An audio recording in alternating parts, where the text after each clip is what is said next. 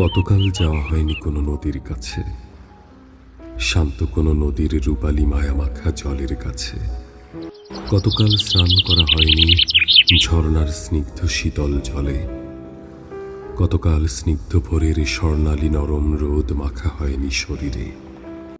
কতকাল প্রসন্ন চোখে তাকিয়ে থাকা হয়নি অভ্রনীল আকাশের দিকে।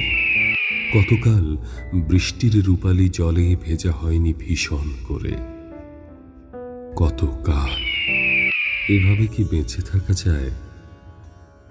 তবু আমি বেঁচে আছি, তবুও ভীষণ ভীষণভাবে বেঁচে আছি আমি। এভাবেই বেঁচে আছি, শব্দ আর দূষণে আগাগোড়া মোড়ানো, আর আকাশকে ঢেকে রাখা বড় বড় ইমারতে আকীর্ণ এই ঘিঞ্জি গুমট বদ্ধ শহরের এক কোণে যে আমি পড়ে আছি শুধু কবিতার প্রেমে, শুধু কবিতার প্রেমে। প্রাচীন কোনো জনবিরল নিবিড় অরণ্যের গহীনের ভয়াল নিস্তব্ধতার মতো এক নিঃসঙ্গতাকে সঙ্গী করে নিয়ে আজও বেঁচে আছি আমি এই শহরের এক খুবচিতে। কবিতার প্রতি আকাশ ছোঁয়া প্রেম আমাকে এক এক করে বিচ্ছিন্ন করেছে সব কিছু থেকে।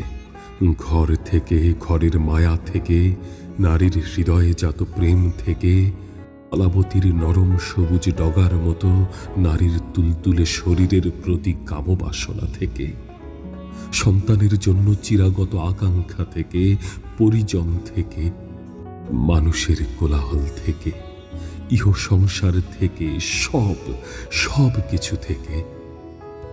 শেষ পর্যন্ত কবিতার প্রতি অগাধ অগাধ প্রেম আমাকে পরিণত করেছে নিঃসঙ্গতা প্রিয় বেদনাচ্ছন্ন এক রহস্যময় মানুষে।